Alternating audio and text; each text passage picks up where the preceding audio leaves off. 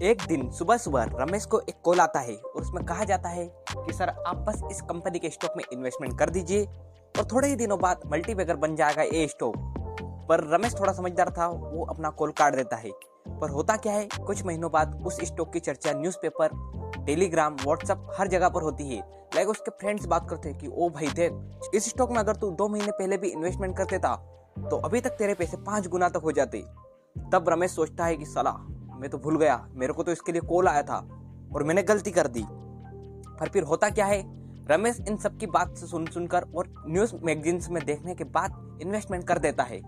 और उसके बाद में होता क्या है, उस स्टॉक की प्राइस धीरे धीरे नीचे गिरने लग जाती है और राकेश ने जितना भी अपना इन्वेस्टमेंट किया था वो धरा का धरा रह जाता है और उसके इन्वेस्टमेंट की वैल्यू इतनी कम हो जाती है, यानी कि लगभग 90 to 95% उसके इन्वेस्टमेंट की वैल्यू साफ हो जाती है।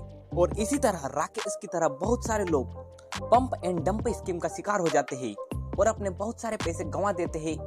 तो गाइस, स्वागत है आपका आज के इस वीडियो में। आज के इस वीडियो में मैं आपको बताऊंगा कि पंप एंड डंप क्या होता है और यहाँ पूरी प्रोसेस कैसे होती है और इसके साथ आप इससे कैसे बच सकते हो और आप इस प्रोसेस को कैसे समझ सकते हो, सबके बारे में डिटेल में बात करेंगे। तो चलिए गाइस, वीडियो को स्टार्ट करते हैं। अगर आपको मेरा कंटेंट पसंद आता है तो वीडियो को लाइक कर दीजिएगा और हाँ, चैनल को सब्सक्राइब भी कर दीजिएगा। तो चलिए गाइस, पहले समझते हैं कि पंप एंड डंप क्या होता है। देखिए, पंप एंड डंप में मेनली 2 स्टेजेस होती है। पहले किसी स्टॉक या फिर क्रिप्टो करेंसी या फिर कोई भी चीज, उसकी प्राइस को पहले पंप किया जाता है, यानी कि उसकी प्राइस को आर्टिफिशियली तरीके से बढ़ाया जाता है। और फिर क्या होता है, स्टेज 2 का काम चालू होता है। फिर ऑपरेटर जब प्राइस बहुत ही ज्यादा बढ़ जाती है तब वो अपने सारे के सारे स्टॉक्स बेच देता है, यानी कि डंप कर देता है और उस प्रोसेस से बाहर हो जाता है। और इसमें फंसते कौन है? Normal retail investor. और सारे के सारा नुकसान उनके ऊपर ही आ जाता है। पहले के समय में जब इंटरनेट ज्यादा प्रचलित नहीं था, उस समय ये सारी चीजें कोल्ड कॉलिंग के ऊपर होती थी और उसके पहले न्यूज़पेपर, न्यूज़लेटर आदि चीजों में। पर आज के समय में तो डिजिटल युग है।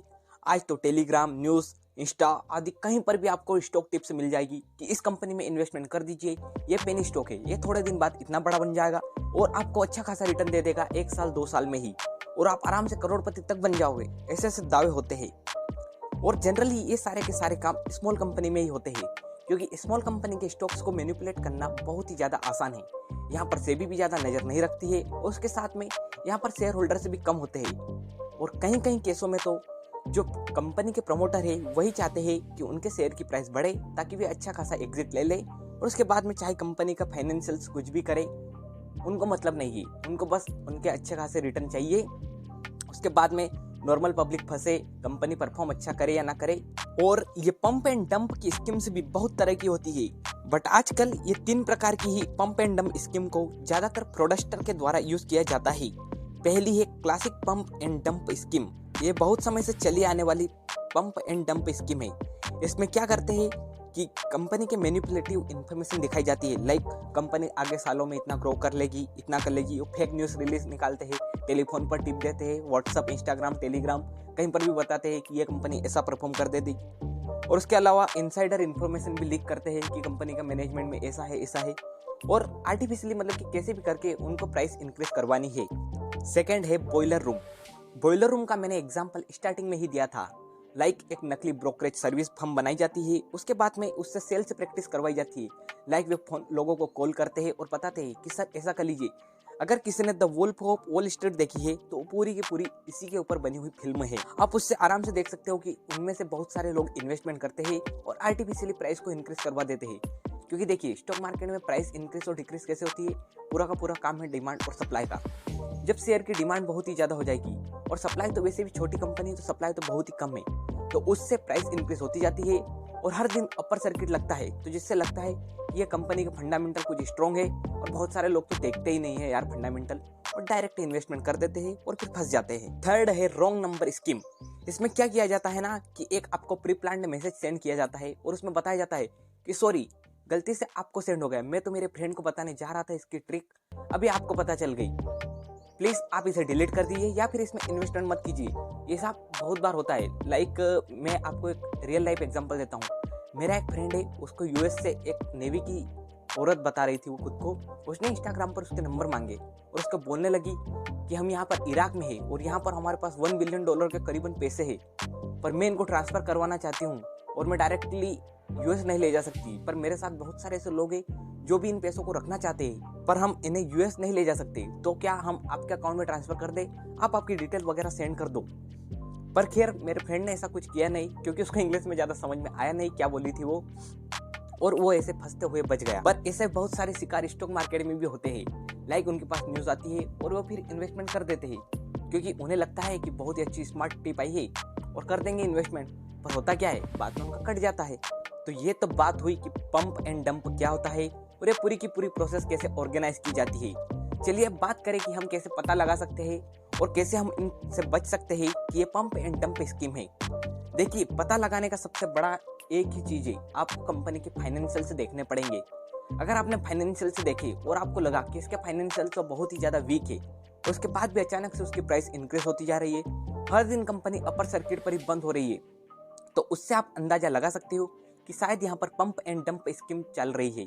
उसके अलावा भी आप लाइक उसका बहुत से SMS, व्हाट्सअप आदि जगह पर भी उसकी टिप दी जा रही है कि इस कंपनी में इन्वेस्टमेंट कर दो, आगे आने के समय में आपको बहुत ही ज़्यादा फायदा हो जाएगा।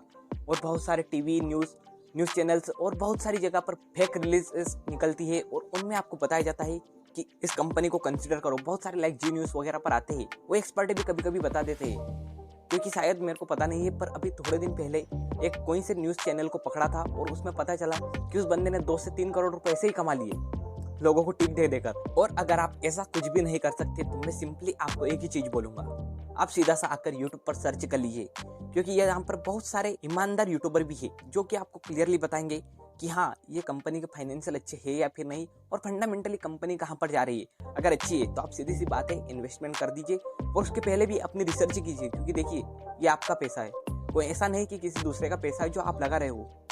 आप अगर मोबाइल खरीदते हो तो उसके लिए बहुत ही ज़्यादा रिसर्च करते हो कि कौन से मेगापिक्सल का कैमरा, कितनी स्टोरेज, कितनी रैम, कितने फीचर सारे चाहिए। पर यहाँ पर ये आपके खुद के पैसे लग रहे हैं और आप यहाँ पर थोड़ी सी रिसर्च नहीं कर सकते, तो इससे अच्छा मैं बोलूँगा कि आप इन्वेस्टमेंट करिए ही मत, क्योंकि आपको पता है कि एक रात के अंदर कोई भी अमीर नहीं बन सकता, यानी कि इंग्लिश में बोले तो नथिंग ग्रोस ओवरनाइट। चलिए अब मैं आपको बताता हूँ कि आप इनसे कैसे बच सकते हो। लाइक यदि आप किसी कंपनी में इन्वेस्टमेंट करना चाह रहे हो तो सबसे पहले देखिए कि उसका वॉल्यूम कैसे चल रहा है। लाइक जिनमें भी पंप एंड डंप स्कीम हो रही है उनमें एक स्पेसिफिक वॉल्यूम पर ही ट्रेड होगा। लाइक बहुत कम शेयर होल्डर से ही आपस में खरीदेंगे बेचेंगे, तो उससे वॉल्यूम आपको क्लियर दिखेगा, और आप थोड़ा थोड़ा देखोगे ना तो आपको क्लियर समझ में आएगा। उसके अलावा सेकंड काम है, आप अपनी स्ट्रेटेजी पर स्टिक रहिए। लाइक आपका गोल है कि 30 साल में मेरे को फाइनेंशियली फ्री बनना है, तो आप उसी पर जाइए और जहाँ पर इन्वेस्टमेंट करना है वहीं पर करिए। उसके बाद में जो 5% 10% पैसे बचते हैं उनको आप इन रिस्की इन्वेस्टमेंट में कर सकते हो।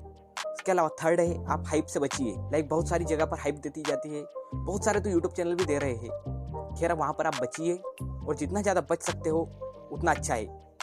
इसके अलावा भी आप चेक कर सकते हो कि इस कंपनी में प्रमोटर्स की होल्डिंग कितनी है। अगर प्रमोटर्स थोड़े ईमानदार है तो आप प्रमोटर्स की होल्डिंग से भी समझ जाओगे कि हाँ, कंपनी के प्रमोटर से नहीं चाह रहे कि प्राइस बढ़े, पर बहुत सारे केस में प्रमोटर्स भी चाहते हैं कि उनके शेयर की प्राइस बढ़े।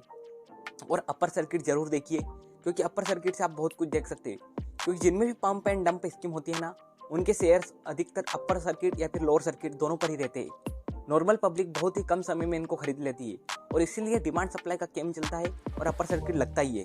देखो, अगर मैं इंडियन स्टॉक मार्केट में कंपनियों के नाम लूँ तो उनमें एक थी एमटेक ने अब अपना नाम भी चेंज कर लिया है। उसके अलावा एक सुराना, और अभी मैंने देखी 2021 में जब मैं स्टडी कर रहा था उस टाइम पर मैंने एक कंपनी देखी थी प्रोसीडिया। उसके बारे में मैंने पूरी रिसर्च की थी। मैंने आज तक या फिर कोई से ऐसे चैनल है जो कि ऑनलाइन न्यूज़ प्रोवाइड करता है, वहाँ पर मैंने देखा था कि वो कंपनी की बड़ाई कर रहे हैं कि कंपनी का स्टॉक 4 रुपये से लेकर 96 रुपये पर आ गया, कुछ ऐसा। पर फिर मैंने खुद रिसर्च की तो कंपनी पहले बता रही है कि हम एग्रो बेस्ड है। मैं हो सकेगा तो आपको स्क्रीनशॉट लगा दूंगा जो अगर मेरे को मिल गए तो। और उसके बाद में अब उस कंपनी का नाम कुछ इक्विप सोशल कुछ ऐसा नाम हो गया है, और अब वो कंपनी टेक्नोलॉजीज की कंपनी बन गई। मतलब मेरे को समझ में नहीं आ रहा कि कंपनी में अचानक ऐसा किसको पता चल गया कि ये कंपनी 7 महीने 8 महीने बाद एक सॉफ्टवेयर की कंपनी बनेगी। देखिए, मैं नहीं जानता कि वो company pump and dump scheme की शिकार थी या नहीं, पर अभी भी उसका स्टॉक रेगुलरली गिर रहा है, तो इससे मैं अंदाजा लगाकर बता रहा हूँ, हो सकता है वो जेन्युइन कंपनी भी हो। कंक्लूजन पार्ट में मैं एक ही बात बताना चाहूंगा कि आप खुद की रिसर्च कीजिए। उसके बाद में एक कंसेप्ट होता है फोमो, यानी कि फियर ऑफ मिसिंग आउट। मैं इसको क्रिप्टो करेंसी के एग्जांपल से समझाता हूँ फियर ऑफ मिसिंग आउट को। लाइक बहुत सारे लोगों ने डोज कॉइन में इन्वेस्टमेंट नहीं किया था, उसके बाद में शिबा इनू आया, उसमें भी इन्वेस्टमेंट नहीं किया था, पर अभी कुछ दिनों पहले ही लाइक अक्टूबर या फिर नवंबर की बात है, जब स्क्विड गेम पॉपुलर हुई थी तो उसके नाम से भी एक कॉइन आया था। और पता है क्या हुआ? वो कॉइन धीरे धीरे बढ़ते बढ़ते इतना बढ़ गया कि उसके जो भी प्रोमोटर थे उन्होंने सारा का सारा पैसा निकाल दिया और पूरे के पूरे कॉइन को डंप कर दिया। अब इसमें शिकार कौन होती है? Normal public. और हुआ किस वजह से? फोमो। क्योंकि लोगों को लग रहा था कि हो सकता है स्क्विड गेम भी नेक्स्ट शिबा इनू या फिर डोज कॉइन हो सकता है। पर हुआ क्या? उल्टा ही, वो फंस गए पंप एंड डंप स्कीम का शिकार। यदि आप चाहते हैं कि मैं स्टॉक मार्केट और क्रिप्टो करेंसी के ऐसे ही वीडियो लाता रहूं, तो आप इस वीडियो को लाइक कर सकते हो और चैनल को सब्सक्राइब कर लो। और हाँ, आप मेरे को बता सकते हो कि नेक्स्ट वीडियो किस टॉपिक पर लाऊं। So guys